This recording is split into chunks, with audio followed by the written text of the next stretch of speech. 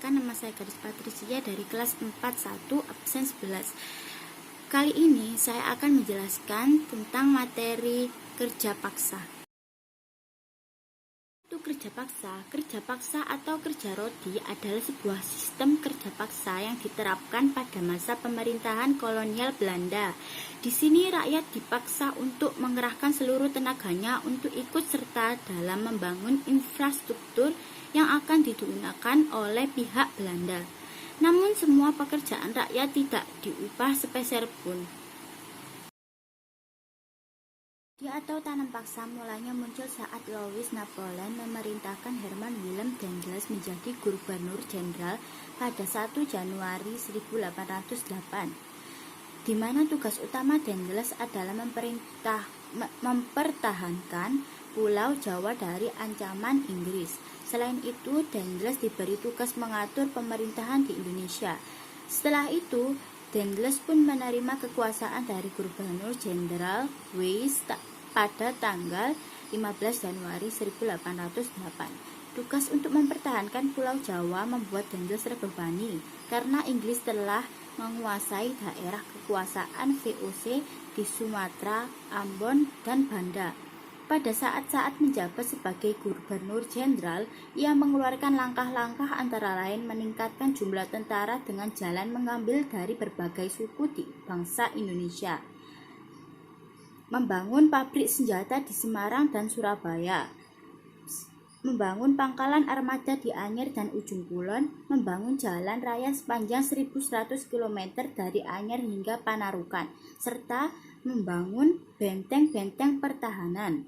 Demi mewujudkan langkah yang ingin ia capai tersebut, Daendels pun menerapkan sebuah sistem kerja paksa atau kerja rodi. Selain menerapkan sistem kerja paksa atau kerja rodi, Daendels pun juga terkadang melakukan berbagai usaha untuk mengumpulkan dana dalam usaha menghadapi negara Inggris, di mana kebijakan yang dikeluarkan Daendels diantaranya adalah melakukan penyerahan hasil bumi dan rakyat dipaksa untuk menjual hasil buminya kepada pemerintah kolonial Belanda dengan harga yang sangat murah, yaitu mengeluarkan sebuah kewajiban yang dibebankan kepada rakyat Priangan untuk menanamkan kopi, menjual tanah-tanah negara kepada pihak swasta asing seperti kepada Han Tiko, seorang pengusaha Cina. Tentunya kebijakan serta langkah-langkah yang dibuat oleh Daendels ini sangat erat dengan tugasnya, yaitu untuk mempertahankan Pulau Jawa dari serangan pasukan negara Inggris, di mana kebijakan yang diberlakukan oleh Daendels antara lain semua pegawai pemerintahan menerima gaji tetap dan mereka dilarang melakukan kegiatan perdagangan, melarang penyewaan desa kecuali untuk memproduksi gula, garam, dan sarang burung, memberlakukan kerja rodi atau sistem kerja paksa, dan membangun pelabuhan, kapal perang, dan peternakan dengan melatih orang-orang pribumi. Yang saya jelaskan tadi, kerja rodi memiliki tujuan antara lain: 1. Membuat jalan raya sepanjang 1.100 km dari Anyer hingga Panarukan. 2. Membangun pelabuhan serta kapal perang untuk kebutuhan militer.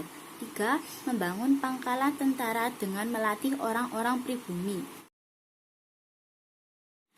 Kerja rodi atau kerja paksa dicetuskan oleh Herman Willem Daendels, sedangkan sistem tanam paksa dicetuskan oleh Johannes van Despoort atau gubernur Hindia Belanda yang diteruskan.